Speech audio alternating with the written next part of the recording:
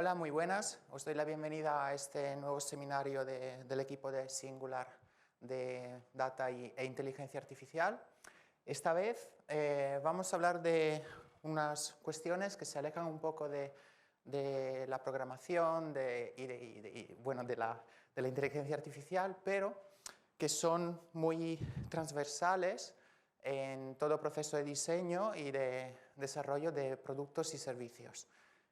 Como se puede ver en el título de esta presentación, hablaremos de la globalización, de la internacionalización y de la localización, que son tres fases de un único proceso y que complementan, digamos, lo que es el diseño de lo que vayamos a poner a disposición de los usuarios. Como sabemos, vivimos en un mundo globalizado y somos usuarios del mercado global. Por tanto, es muy importante tener en cuenta también no solo los aspectos técnicos de lo que vayamos a desarrollar, sino también la parte más vinculada con la cultura, las culturas, los idiomas y demás aspectos. Antes de empezar me presento. Soy Luca, trabajo en el equipo de Inteligencia Artificial y Data de Singular y soy lingüista. Me formé como traductor y me especialicé en localización y además ahora me estoy formando en comunicación accesible e inclusiva. Por tanto, creo que mi perfil un poco más humanista, ¿no?, de los perfiles técnicos a lo mejor puede aportar alguna, no sé, brindar un poco más de luz sobre los procesos de adaptación de productos y servicios al mercado. Vamos a aclarar primero algunos conceptos. Bueno, los conceptos principales de esta presentación, ¿no? Vemos que la globalización consiste en estudiar y planificar previamente los métodos de diseño y desarrollo. ¿Esto qué significa? Que esto es más una estrategia de negocio, es decir, cuando queremos publicar o desarrollar algo para ponerlo a disposición de nuestro público objetivo, primero hay que ver cómo se lleva a cabo, ¿no?, esta estrategia de negocio. En qué países queremos estar presentes, de qué manera, y etcétera, ¿no? Entre paréntesis vemos los códigos con los que se les conoce a estas prácticas, por así decirlo, en el mundillo. A continuación hablaremos de internacionalización. En este caso parecen sinónimos, ¿no?, globalización e internacionalización, pero no lo son.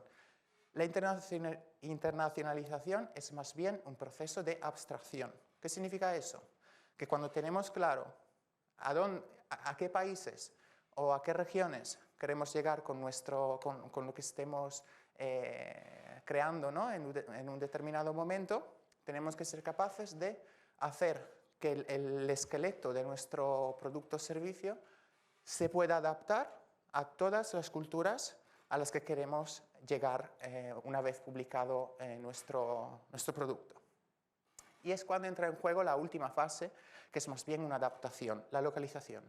Esto significa que vamos a adaptar nuestra creación en función de los requisitos de un mercado concreto. Y me parece interesante destacar que según LISA, que es digamos, el estándar, ¿no?, de localización a nivel internacional, las cuestiones a tener en cuenta en esta última fase de adaptación son los elementos lingüísticos, físicos, técnicos y culturales que van a estar, digamos, que entran a formar parte de nuestra creación. Evidentemente, cuando hablamos de aspectos lingüísticos nos referimos no solo a la calidad del idioma de origen, sino también a la calidad del idioma de destino o idiomas físicos. Pues tenemos que tener en cuenta los formatos en los que un producto o servicio va a estar disponibles. Técnicos, veremos que cuando tenemos que adaptar algo en función de unos ciertos requisitos, a veces tenemos unas cuestiones técnicas a tener en cuenta para que eso sea posible. Y finalmente, culturales. Sabemos que cada cultura, cada sociedad, ¿no?, tiene sus convenciones, sus prácticas, por tanto, tenemos que tener en cuenta todos esos aspectos. Así representado vemos efectivamente el flujo de la globalización. Entonces ya con esta, a partir de esta gráfica, de esta tabla, ¿no?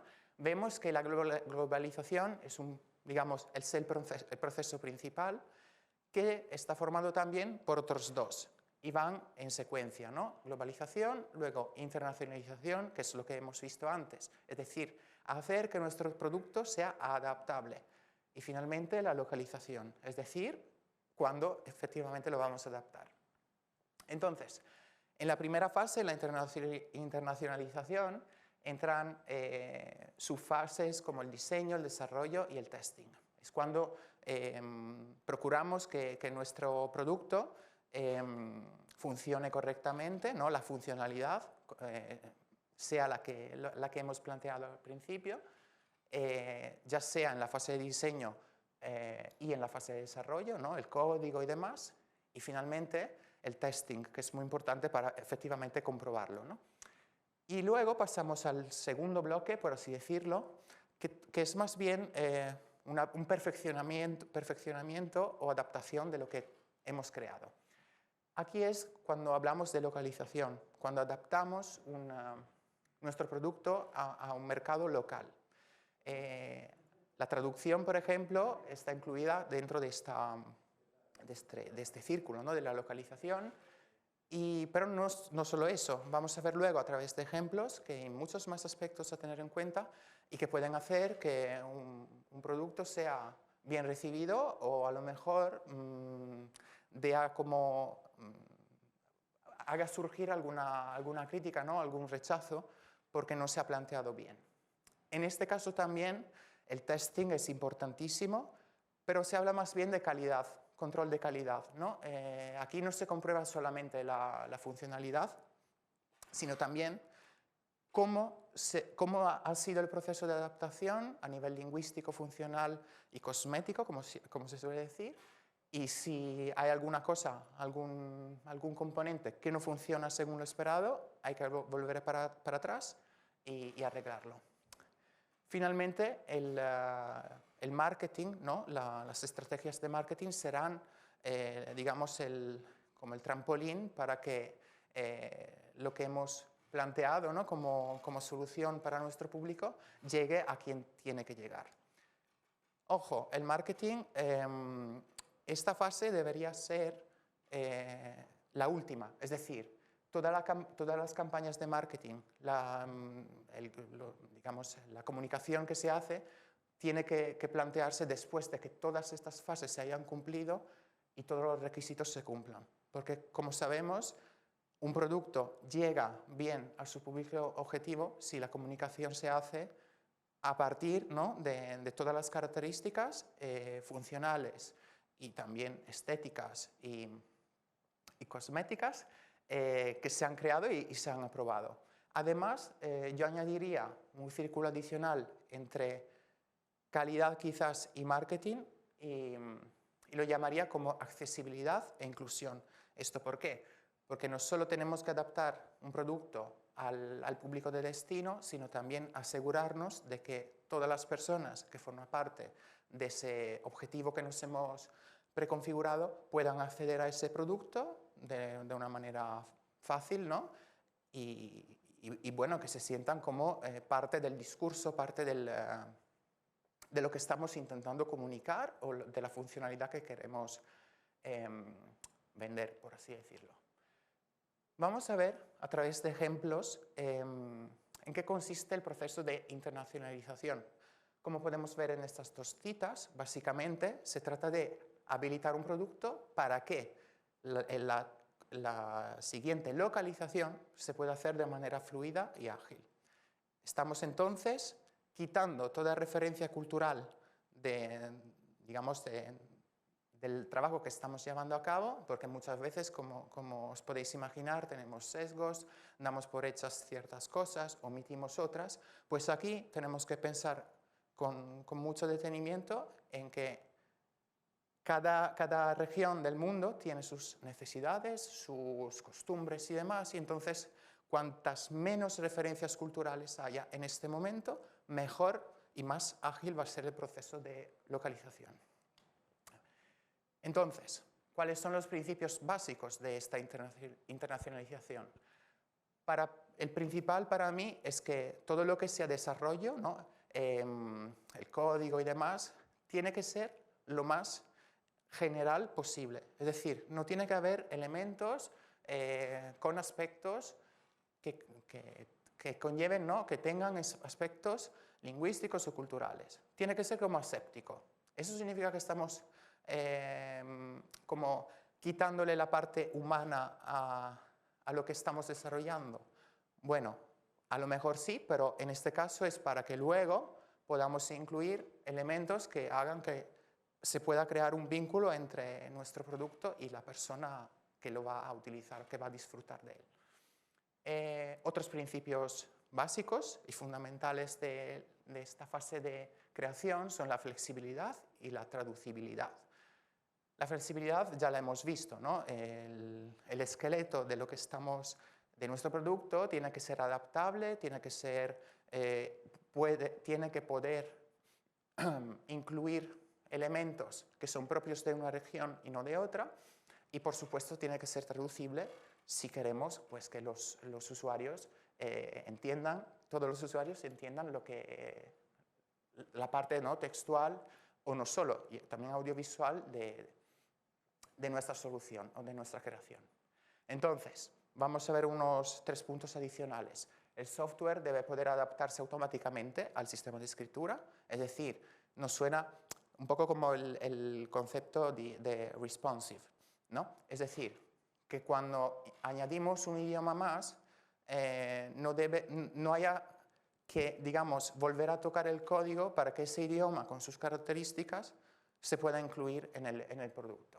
Entonces, textos de interfaz o de documentación y demás no deben ser nunca parte del software, sino también la mejor solución es que se integren a partir de recursos externos, accesibles y sobre todo editables.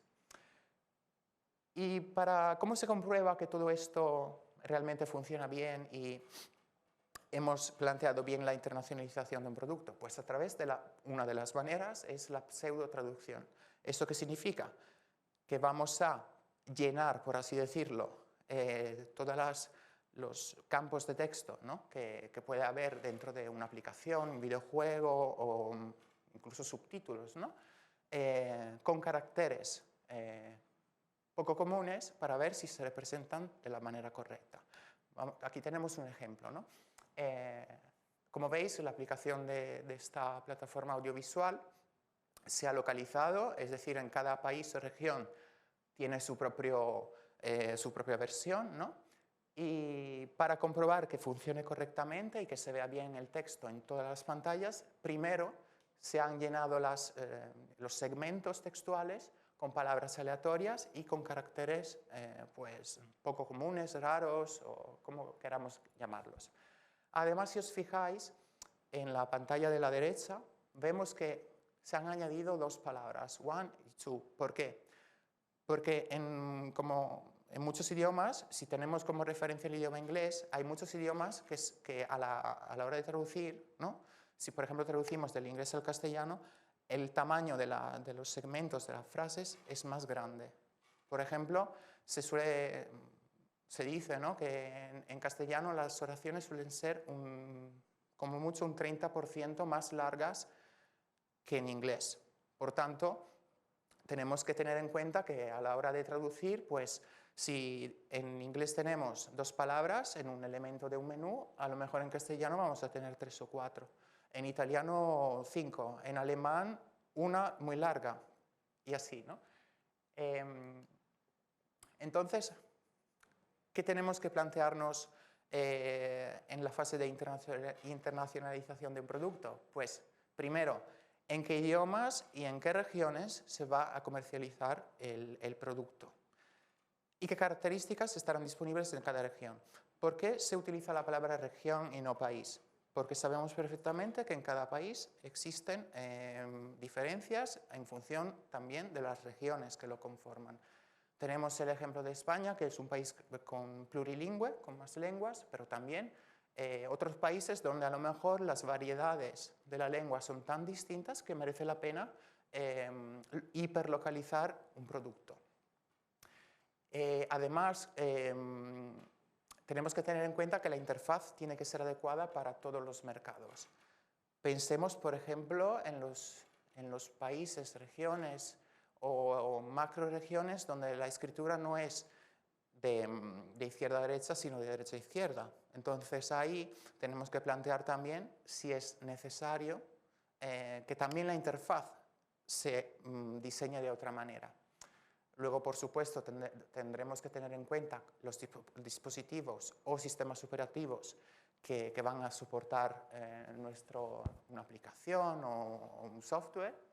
Y también es necesario saber si el público que para nosotros es el público objetivo en una determinada región del mundo o de un país puede efectivamente acceder al producto, ¿no? Pensemos, por ejemplo, a todas las aplicaciones de redes sociales que están disponibles en este país, pero si vamos un poco más hacia Asia, pues no en todos los países las personas pueden acceder a ellas. Entonces hay que saber, ¿no? Cuál es el panorama y no solo tenemos que ser capaces de abstraer, ¿no? Y de pensar un poco así en plan aséptico, sino también estudiar todo lo que es la parte sociolingüística de un país o de una región. Vamos a ver ejemplos de internacionalización. Aquí tenemos las instrucciones para montar un mueble de una conocida empresa, bueno, compañía que vende muebles, valga la redundancia. Este es un ejemplo muy bueno de internacionalización, porque ¿qué han hecho?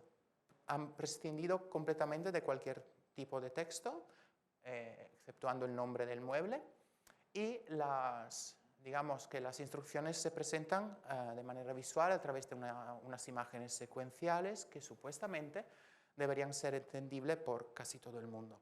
Sí que es verdad que yo me he peleado mucho con este tipo de instrucciones, pero yo creo que tiene más bien que ver con la personalidad y con mis habilidades y no con lo bien o mal que hayan hecho este trabajo. Pero sí que es un buen ejemplo, porque además a la hora de ponerlo a disposición de usuarios de una infinidad de países, no hace falta pues, invertir en traducciones o más estudios de mercado y demás. Otro ejemplo, esta es una plataforma de localización, ¿no?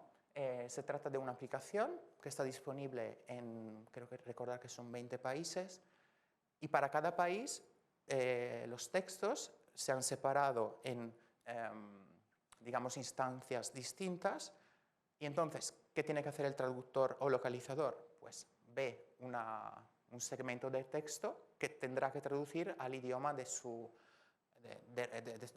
región.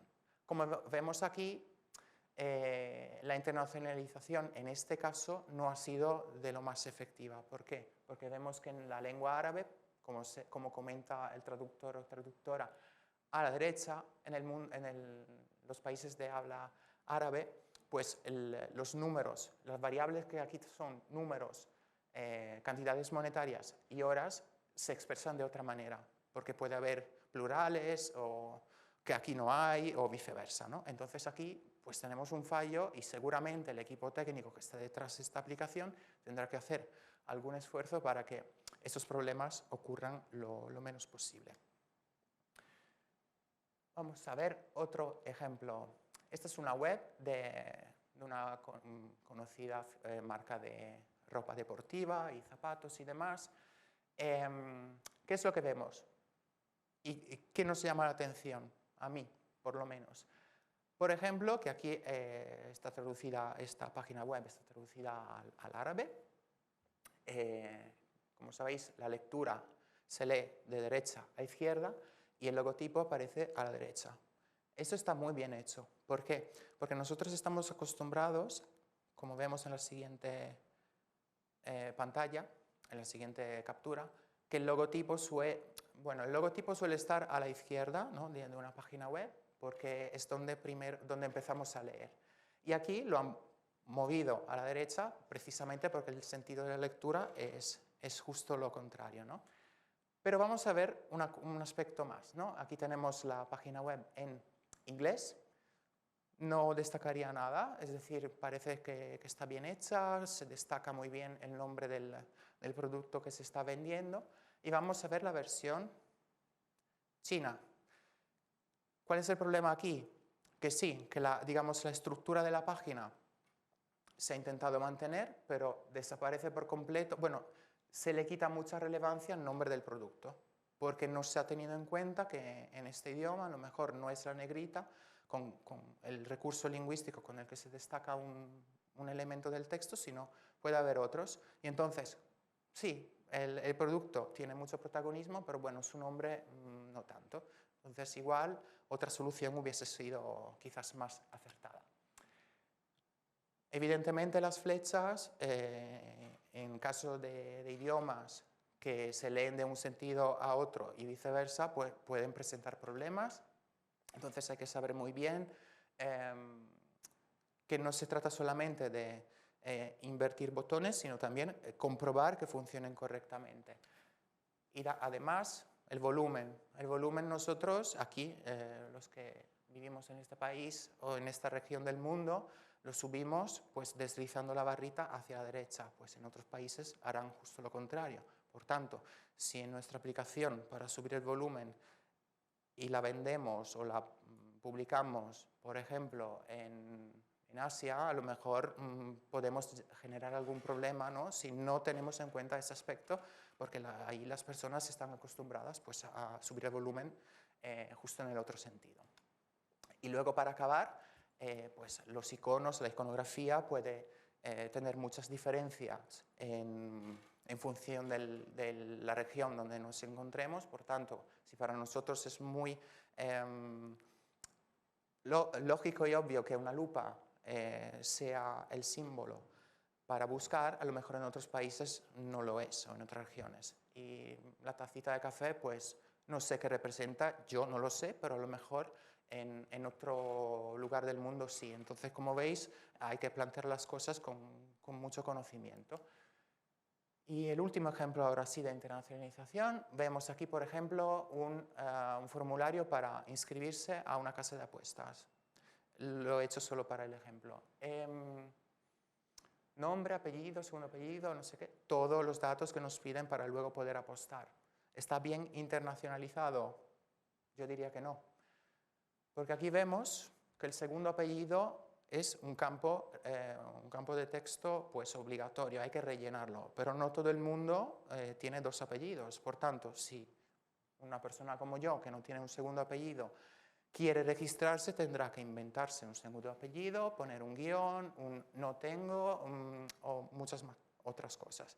Y lo ideal hubiera sido, por ejemplo, poner en el campo anterior, en vez de apellido, apellidos, con el paréntesis para que las personas que tienen uno pues, se sintiesen cómodas y hubiesen podido escribir uno, ¿no? Entonces, a la hora de internacionalizar también existen pues, teorías, estudios y demás. En este caso, he querido traer un ejemplo, ¿no? De cómo qué cuestiones se tienen en cuenta a la hora de ir al extranjero, ¿no? Aquí tenemos el modelo de las 6 dimensiones de Ofsted.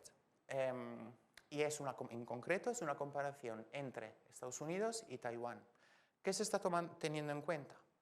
Son estas 6 dimensiones que según los estudios de este sociólogo, si no recuerdo mal, son las que, digamos, con más fuerza, ¿no? Determinan si una sociedad es más abierta o cerrada al cambio y demás.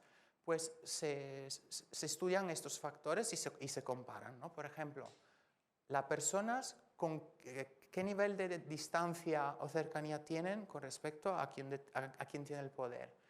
El nivel de individualismo, el poder de lo masculino, ¿no? Y por tanto el rol que tiene también la mujer en esa sociedad. ¿La sociedad está más acostumbrada a la incertidumbre o se despreocupa? ve al futuro o prefiere vivir el presente y etcétera, ¿no? Entonces, ¿por qué he traído este ejemplo? Para que veáis que en realidad cuando se estudian estas prácticas de internacionalización hay muchos factores a tener en cuenta y todos pueden ayudarnos a sacar conclusiones antes de que sea demasiado tarde. Y ahora pasamos a la localización, que es la última fase del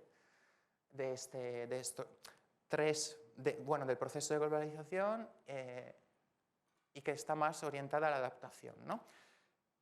Estas dos citas que nos dicen, resumiendo, que cada región tiene sus creencias, sus opiniones, lenguas, que la experiencia es lo que realmente define quiénes somos y por tanto tenemos que ser muy hábiles a la hora de localizar y de traducir para ajustarnos, ¿no?, a lo que el público pueda querer utilizar, ¿no?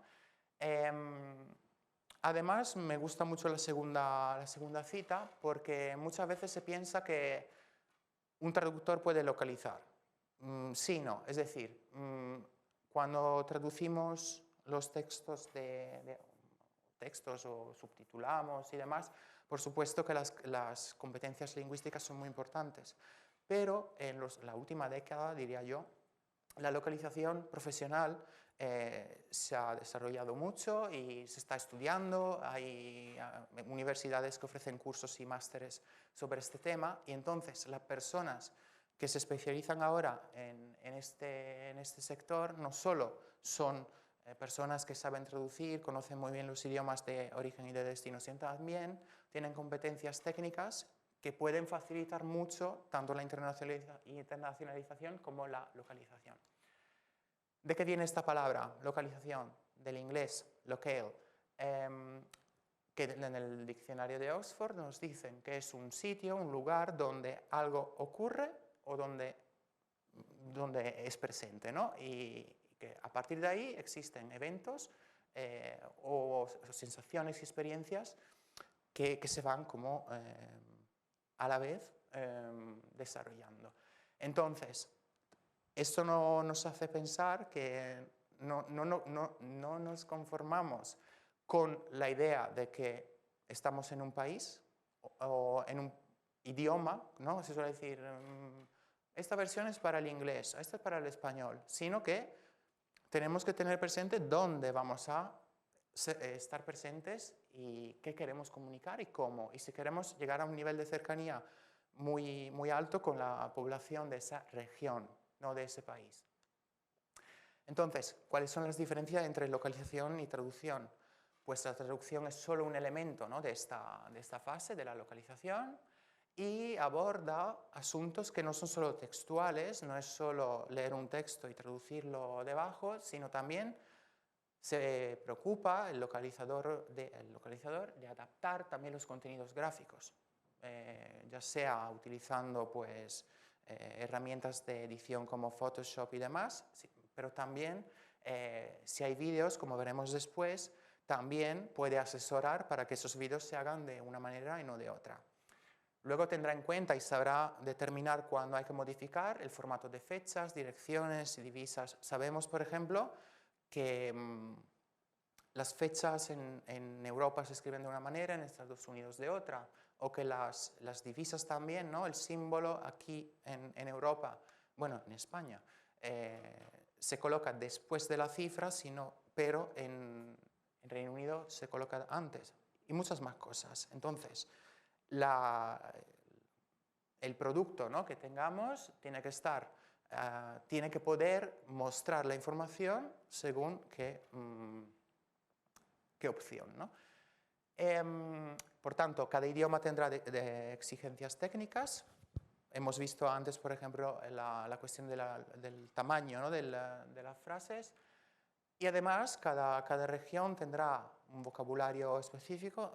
Los hispanohablantes lo sabemos muy bien, que aquí en Europa utilizamos ciertas palabras, en América Latina utilizan otras, y entonces pues hay que conocer muy bien no solo el idioma, sino también sus variantes. Luego también hay colores, que aquí pueden tener un significado y en otras regiones pueden tener otro, etc. Y por supuesto, leyes y normativas vigentes son muy importantes, porque si en un sitio determinado podemos vender ciertas cosas, puede que en otro tengamos que adaptarlo y venderlas de otra manera.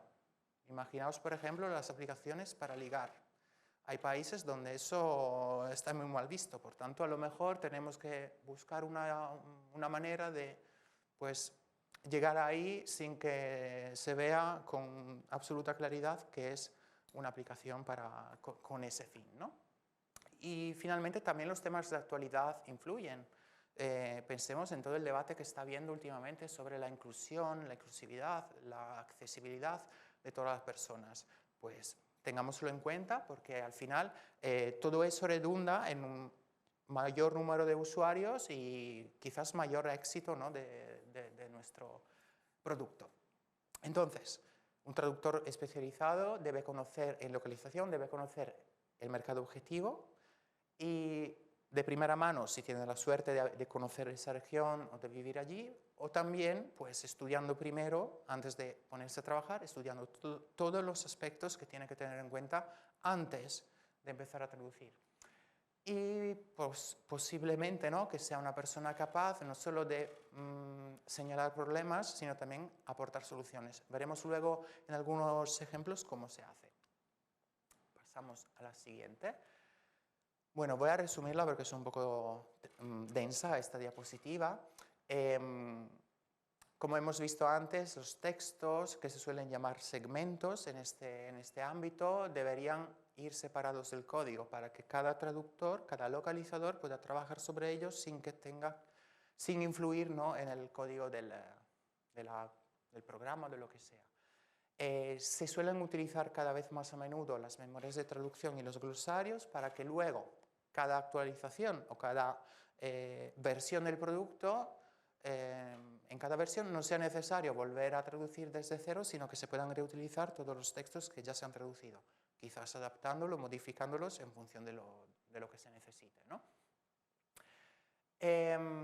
Una buena plataforma de localización, además, debería permitir añadir no solo los textos a traducir, sino también soportes adicionales para ayudar al profesional que está trabajando sobre los textos a saber de qué va, ¿no?, lo que está traduciendo.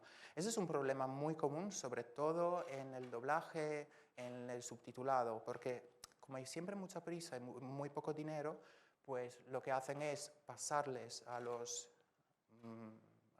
personas especializadas los guiones así tal como vienen y sobre todo en videojuegos, y muchas veces ni se sabe qué personaje es el que está hablando, es decir, y tú cuando lo ves en la pantalla dices, hostia, pero yo pensaba que era un personaje de sexo femenino, y no te habías dado cuenta porque en el texto no se hacía nunca referencia a ello. Hay idiomas donde el género es más difícil de detectar, entonces ha habido muchos casos de este tipo. Por tanto, una buena estrategia de localización hace que toda esta información esté disponible ya en la fase de desarrollo, no al final, después de las correcciones.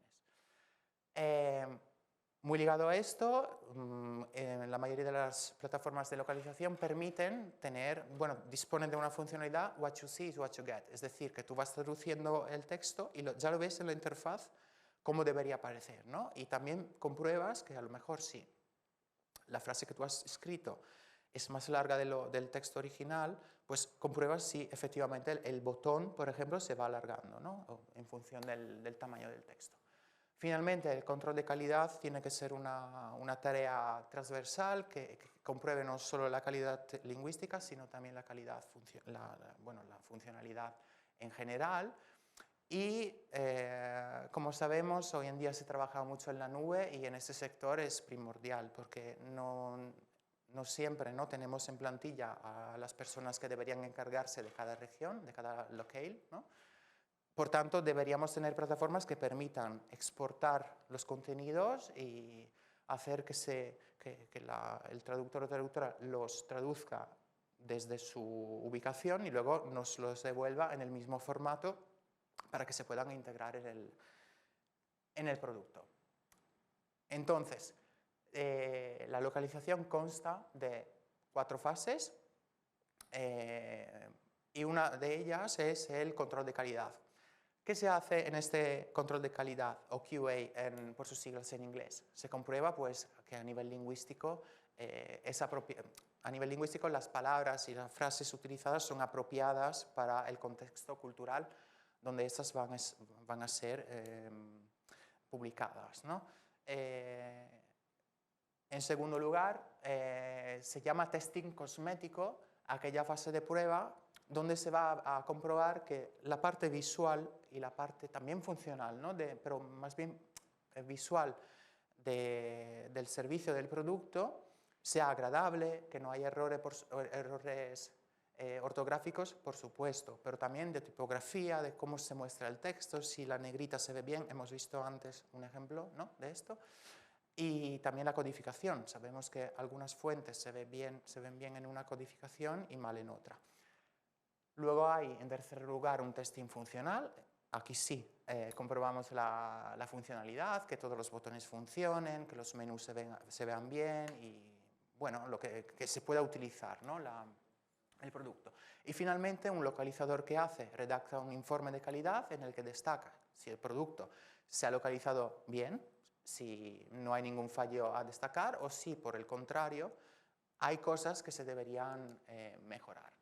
Aquí tenemos unos ejemplos que vienen del mundo de los videojuegos, ¿no?, del control de calidad. Aquí vemos la descripción de los controles de un videojuego, de las instrucciones y demás, el mando, ¿no? Y vemos efectivamente que hay algo que no está muy bien hecho. Por ejemplo, arriba donde pone ataque, esa T mayúscula, pues no aporta nada. Quizás deberíamos poner la A en mayúscula. Pero no solo eso, no es solo un control ortográfico, es también, como vemos en el 1, 2, 3, 4, 5, 6, el séptimo elemento, Rhythm Control HUD, eso parece ser una etiqueta, o sea, no es el texto traducido, sino una etiqueta. Ahí también habrá que modificar, ¿no?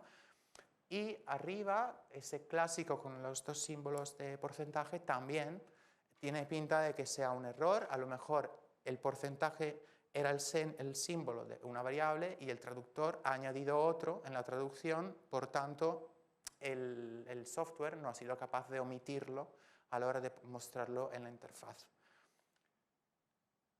Otro ejemplo, vemos por ejemplo la primera línea, que hay una serie muy larga de números. ¿De qué viene eso? Posiblemente cuando se ha hecho la pretraducción de este archivo, que como vimos antes, se llenan los segmentos de letras, números y demás para comprobar que quepan, ¿no?, en el lugar donde tienen que mostrarse. No se ha quitado esa parte, se ha traducido una palabra, vamos, que esto tiene que volver para atrás y hay que arreglarlo. ¿Hay más? Pues sí, por ejemplo, vemos que en el primer campo donde pone nom, vemos los dos puntos con espacio, que es lo que se tiene que hacer en francés, y en todos los demás no. Falta un poco de coherencia.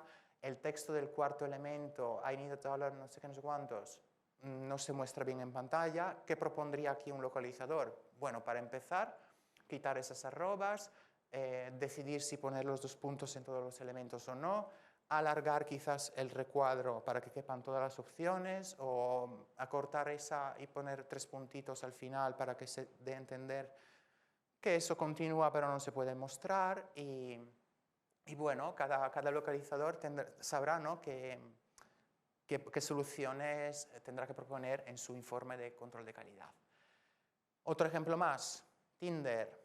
¿Quién no conoce Tinder? Pues la hora punta, ¿no? Esta es la hora punta en cada lugar, ¿no? En este caso, la aplicación está ubicada en las tres capturas que se muestran aquí en Los Ángeles, pero traducida a idiomas distintos. El último, vemos que no se ha comprobado que el tamaño, ¿no?, de las letras en cada idioma, no se ha comprobado si el tamaño o el tipo de letra cabía en todos los idiomas, y vemos efectivamente que en el último no se ve correctamente. ¿O por qué? Posiblemente porque el menú o la imagen que se superpone a la pantalla de la aplicación no es responsive. Por tanto, aquí pues, se señala y quizás deberían reducir el tamaño de la fuente o separar en locales, ¿no?, este segmento para que cada uno tenga un comportamiento diferente en función del idioma. También me gustaría que nos fijáramos en un aspecto. Aquí todas las tres aplicaciones están ubicadas en Los Ángeles, pero traducidas a otro idioma. La localización tiene en cuenta también de esos factores.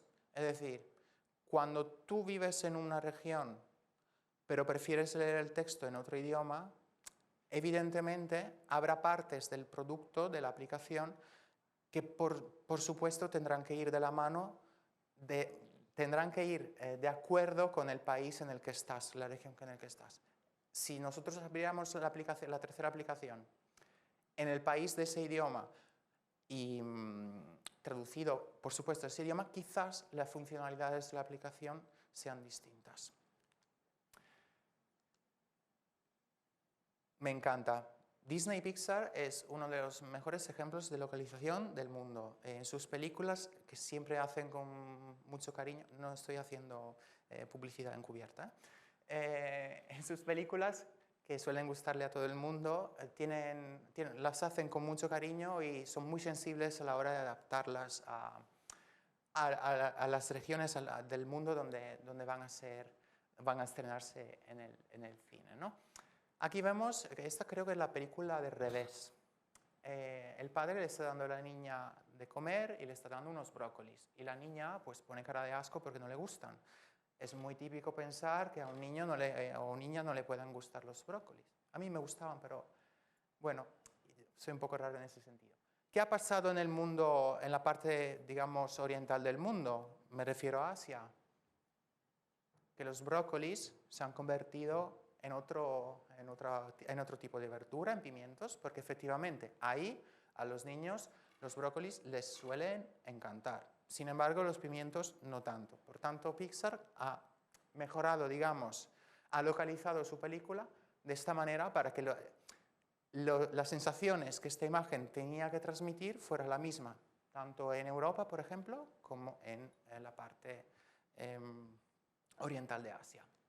Otro ejemplo más, cuando uno de los personajes está en su casa, si no recuerdo mal, viendo la tele, en su cabeza se está montando una película, literalmente, y en Estados Unidos pues ve a dos equipos jugando a, no sé, ese es hockey, ¿no? Pues parece ser. Sin embargo, en Europa, ¿qué vemos? Seguro que nadie va a adivinarlo, pero ¿qué vemos en Europa? Pues el fútbol. ¿Por qué? Porque aquí también tenemos que pues, meternos en digamos, sentir lo que está sintiendo el personaje en ese momento y él simplemente está en una situación en la que quiere pensar en el fútbol y ya está. Pues es muy fácil de entender. Una cosa más de esta película que me gusta mucho. Hay un momento en el que uno de los personajes, que es un elefante, están como viajando en la mente en el mundo de las ideas y llega a una puerta con un letrero arriba y el elefante con su trompa va deletreando las letras que aparecen encima de la puerta. Entonces, ¿cómo lo hace? Pues de izquierda a derecha. Sin embargo, para los idiomas que se leen de la otra forma, Pixar ha adaptado la película, por tanto, el elefante, en vez de señalar las letras así con su trompa, lo hace al revés. O sea, eso para mí es un ejemplo maravilloso de localización. Evidentemente conlleva unos costes adicionales, pero oye, yo creo que merece la pena, ¿no? Para conectar mejor con el público. Otro ejemplo de localización regional, bien hecha en mi opinión. Aquí vemos una conocida marca de muebles, la de antes. Vemos que en la revista que suelen mandar a las casas, ¿no? Para promocionar sus productos, la tapa, digamos, es igual en todas las regiones, pero en el apartado donde se muestran los productos de cocina, se ha cambiado un poco la disposición bueno, los elementos que se muestran son diferentes, quizás porque han hecho un estudio de mercado y han visto pues que en el mundo anglosajón quieren dar la idea de una cocina ordenada, limpia, impoluta. Sin embargo, creo que, no sé si es China o Japón, a lo mejor se fijan más en los objetos pequeños, también en el tercer ejemplo, y en el cuarto, que es Cataluña, a lo mejor querían destacar los vasos y, bueno, objetos de cristal. Pero es un ejemplo bien hecho, porque, como veis, digamos, la parte gráfica está muy bien ejecutada y se han tenido en cuenta todas las variantes, ¿no? La divisa, el idioma, por supuesto, el sentido de lectura, etc. Aquí vemos otro ejemplo de una otra compañía muy conocida que vende cafés o parecidos al café. Y, ¿cuál es la diferencia entre un cupón de Navidad que se utilizó en España y el que vamos a ver que se utilizó en Canadá? Aquí la palabra Navidad se menciona y es normal, ¿no? Para nosotros la Navidad es una época del año en la que, pues, estamos de celebración y nos gusta, pues, acercarnos a estar cerca de nuestra familia y demás. Pero sí que es Navidad, o sea, que quede claro. Sin embargo, en Canadá, las vacaciones, ellos no se mojan. Son evidentemente las vacaciones de invierno, de la Navidad, pero bueno, que no mencionan esas palabras porque sabemos que en Canadá son mucho más sensibles con estos temas, quizás a veces exagerando, ¿no? Pero bueno, aquí también esto se debe a un trabajo de localización, ¿no? Porque la matriz, que es la marca esta de cafés, evidentemente ha ordenado, ha indicado que en Navidades o en las vacaciones tiene que haber ciertas promociones para los clientes o productos. Pues en un país y en otro se han tomado decisiones distintas. Más ejemplos. Aquí vemos dos, digamos, maneras de abordar la localización. En la fila de arriba, estas son unas playlists de Spotify. En la primera fila vemos que en realidad aquí lo único que se ha cambiado es la traducción del nombre de la playlist o el año, ¿no? Que en función de la región donde esta playlist se puede escuchar, pues cambia el texto, pero la imagen que se publica, digamos, que identifica la lista de reproducción es la misma. Además, porque es una imagen bastante neutra, comunica ciertas sensaciones que evidentemente son compartidas, ¿no? Para prácticamente todas las personas. Sin embargo, abajo vemos un ejemplo en el que esto no ha sido posible. Ambas playlists contienen canciones románticas o, por así decirlo, sensuales y demás, y vemos que en la parte occidental del mundo la foto no da lugar a dudas, es decir, que con esa música pues a lo mejor acabarás haciendo eso, si tienes suerte. Sin embargo, en otros países del mundo, o en otra región, por supuesto, en Arabia Saudí, solo se sugiere una cierta sensación a través de, pues, dos manos acariciándose, por supuesto la del hombre la más grande y la de la mujer la más pequeña. He traído este ejemplo porque Spotify ha hecho para mí, es una de las empresas que ha hecho mejor, que ha llevado a cabo mejor la localización de su plataforma. De hecho, si se busca en Google Spotify Localization, salen muchos artículos al respecto y este que se ve aquí abajo en el enlace es súper interesante porque la misma jefa de localización explica, ¿no? qué efectos quieren provocar con las soluciones que llevan a cabo. Y aquí, para terminar esta presentación, la localización, como todo, a veces no sale como debería. Hubo una campaña publicitaria, creo que fue en los 2000, antes del 2010, por supuesto, que digamos que Pepsi, una marca de refrescos, retrocedía en el tiempo, ¿no? Para mostrar cómo su producto había resistido y cómo le brindaba alegría a quien pues, lo consumiera. Entonces, el eslogan era Come Alive with the Pepsi Generation.